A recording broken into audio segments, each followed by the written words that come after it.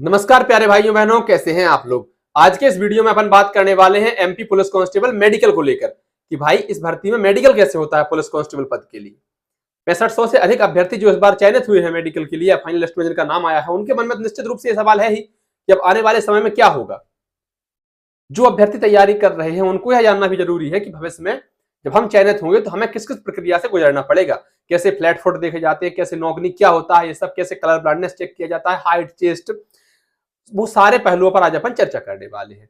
शुरुआत करते हैं भाई। अब यहां से आगे क्या होगा, जैसे मान लीजिए हमारा नाम आ गया उस सूची में, you are qualified for final list, या फिर आप फाइनल लिस्ट में आपने अपना नाम देख लिया है। अब क्या होगा, अब होगा यूनिट अलॉटमेंट। इसका मतलब है कि आपको कौन सा जिला मिलना है, जिनको जिला बल मिला है, एसएएफ वालों को कौन सी बटालियन मिलनी है, इसका रिजल्ट आएगा। जो जिला आपको मिलेगा उसी जिले में आपका मेडिकल कराया जाएगा। जैसे मान लो किसी को ग्वालियर जिला मिला, किसी को निवाड़ी मिला, किसी को भिंड मिला, मुरैना मिला, जिसको जो जिला मिलेगा आपका उसी संबंधित जिले में मेडिकल होगा। एक डॉक्टरों की टीम बैठेगी, पुलिस वाले अधिकारी उसमें बैठेंगे, उनकी सबकी देखरेख में आपका प्रॉपर मेडिकल होगा।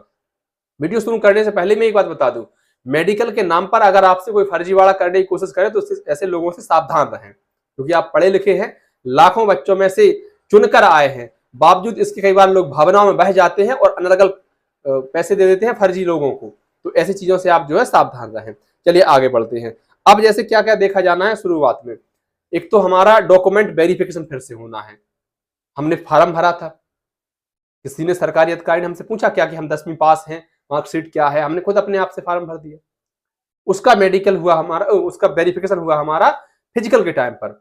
फिजिकल के टाइम पर जो डॉक्यूमेंट वेरिफिकेशन हमने कराया है, अब उसका फ्री वेरिफिकेशन होगा आपकी ज्वाइनिंग के टाइम पर। पहली चीज। दूसरी चीज है आपकी हाइट और चेस्ट का मेजरमेंट होगा। हाइट आपकी कितनी होनी चाहिए, तो मेरे विचार में सबको पता ही है कि लड़कों के लिए अगर आप मेल कैटेगरी से आते हैं तो आपको 168 सेंटीमीटर, लेकिन अगर आप एसटी कैटेगरी से आते हैं तो आपको 160 में काम चल जाएगा। और अगर आप महिला अभ्यर्थी हैं, आप बहनें हैं हमारी, फीमेल हैं, तो आपको 155 सेंटीमीटर हाइट चाहिए। अगर हम चेस्ट की बात करें तो देखिए, इसमें चेस्ट मेजरमेंट लड़कियों का नहीं होता है, केवल लड़कों का होता है। और लड़कों के लिए चेस्ट का मेजरमेंट होना चाहिए 81-86 और एसटी वालों का 76-81। इसका मतलब है कि नॉर्मल जब आप खड़े होंगे, ऐसे रिलैक्स खड़े हो जाते हैं, ऐसे में आपका 81 होना चाहिए। और फिर फुलाने के बाद 5 सेंटीमीटर कम से कम मिनिमम फुलाव होना चाहिए। 5 सेंटीमीटर का फुलाव अनिवार्य है। दो चीजें। इसके बाद क्या क्या देखा जाता है, अब आता है मेन मेडिकल। ये तो आपको पता है कि हाँ ये होता है। अब देखा जाता है भाई नौकरी, मतलब इनका क्रम अलग अलग हो सकता है, नौकरी, फ्लैट फुट, ये किसी भी सीक्वेंस में हो सकते हैं, लेकिन अपन आप बता रहे हैं नौकरी क्या होता है। किसी के घुटने जुड़े हुए होते हैं या फिर किसी के घुटने बहुत दूर होते हैं। आपने कई लोगों को ऐसे देखा होगा। इसकी एक्सरसाइज आती हैं, आप ठीक भी हो जाते हैं इनसे। अगर आपको दिक्कत है तो आप इन पर काम कर सकते हैं। आप एक फोटो देख पा रहे होंगे, पहले आपने जिसको देखा होगा उस घुटने देखिए आपस में जुड़े हुए नजर आ रहे हैं, और जो दूसरी तरफ है उसके घुटने आपस में काफी दूर दूर नजर आ रहे हैं। दोनों ही मानक नहीं है। जो बीच वाले हैं वो घुटने सही हैं। अलाइनमेंट आपका सही होना चाहिए इस हिसाब से, जिस फोटो में आप समझ पा रहे होंगे। तो ये हो गया आपका नौकरी। अच्छा, अगर आपको नौकरी की शिकायत है या फिर आपको इनमें से कोई भी शिकायत है, आपका चेस्ट नहीं हो पा रहा है, चेस्ट आप 5 सेंटीमीटर फुला नहीं पा रहे हैं, तो आप अभी से इस पर काम करिए। अगर आप इस भ्रम में हो, आपसे किसी ने कह दिया कि साहब पैसे चल जाते, इसमें ये हो जाता वो हो जाता, तो मैं आपसे ये कहूंगा कि आप भी एक बार आप खुद को उस जगह महसूस करिए कि आप ही वो मेडिकल करने वाले हैं, आप अधिकारी हैं, आप डॉक्टर महसूस कर लीजिए खुद को, या फिर आप पुलिस अधिकारी महसूस कर लीजिए। अब आप बताइए, आप किसी को कर देंगे क्या? किसी की हाइट कम है आप पास कर देंगे उसको? अरे भाई, अगर पकड़े गए तो तुम्हारे 10-20 हजार के चक्कर में 10-20 लाख की जांच में फंसना पड़ेगा, नौकरी जाएगी, तुम्हारे बच्चों का भविष्य अंधेरे में आ जाएगा। इसलिए सब कोई डरता है।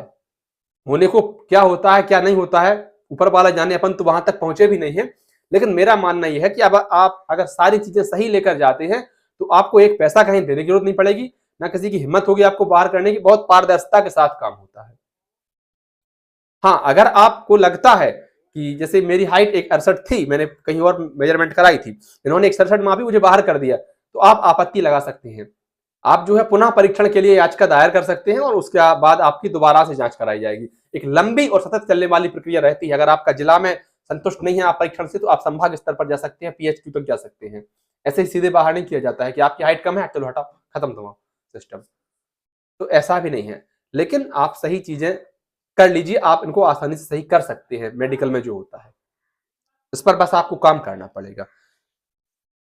हमने नौकरी देखी, अब देखिए फ्लैट फुट। फ्लैट फुट का मतलब है कि आपका जो पैर है उसमें थोड़ा सा स्पेस रहता है, वो होना चाहिए, वो इसीलिए होता है। आप अगर इस पैर को देखें तो जो फ्लैट फुट वाला पांव आपको दिख रहा है वो जमीन से बिल्कुल सट कर लगा हुआ है, जबकि आप हेल्दी फुट देख रहे होंगे तो उसमें थोड़ा सा स्पेस है। अरे हाँ या ना? तो इसके लिए भी अलग अलग आते हैं कुछ लोग, थोड़ा सा जूते के नीचे कपड़ा रख लेते हैं ताकि ये सही रहे। और नौकरी के लिए घुटनों के बीच में तकिया लगाकर आप सो सकते हैं ताकि दूर दूर रहे, अगर आपके पास पैर नजदीक है तो आप किसी भी जो जानकार है उनसे सलाह ले सकते हैं, आपको राहत मिलेगी इससे। कलर ब्लाइंडनेस कैसे चेक करी जाती है, इसके लिए आपको एक फोटो दिख रही होगी। अब जरा आप कमेंट करके बताइए कि इसमें कौन सा नंबर लिखा हुआ है। आपकी भी आंखों का परीक्षण हो रहा है यहीं पर लाइव, बताइए कौन सा नंबर इसमें लिखा हुआ है। ठीक है, इसके अलावा आपका आई विजन देखा जाता है, 6x6 या 6x9 चेक होता है। बहुत सारे लोगों का मानना है कि मैं चश्मा लगाता हूं तो क्या मैं इसके लिए फिट हूं? अगर मैं फिट ना होता तो क्यों पागलों की तरह मेहनत कर रहा होता? भाई ये जो चश्मा लगाया जाता है इसलिए लगाया जाता है क्योंकि आसपास बहुत ज्यादा लाइट लगी है, मेरा मतलब बहुत ज्यादा टाइम स्क्रीन के सामने रहता है, तो उस पर उससे आंखों पर इफेक्ट ना पड़े इसके लिए मैं चश्मा लगाता हूं। मुझे कोई आंखों से देखने की दिक्कत नहीं है। कभी आपने ग्राउंड में मुझे देखा कि चश्मे में वीडियो बनाते हुए? कमरों में बैठकर ही मजबूरी होती है क्योंकि लाइट का सामना हम लोग कर रहे होते हैं, इस वजह से मुझे ये चश्मा लगाना पड़ता है। वैसे आंखों में दिक्कत नहीं है, मैंने हर 6-7-8 महीने में आंखों की प्रॉपर जांच कराता हूं और चश्मा भी अपडेट कराता रहता हूं, क्योंकि इसके क्या है कि घिस जाता है तो फिर दिक्कत आती है उसमें। ऐसे ही जो लोग कहते हैं तुम्हारी उंगली में थोड़ी दिक्कत है, भाई मैं 40-50 हजार रुपए खर्च करके एक दिन में इसको सही करा लूंगा, छोटा सा बहुत छोटा ऑपरेशन है।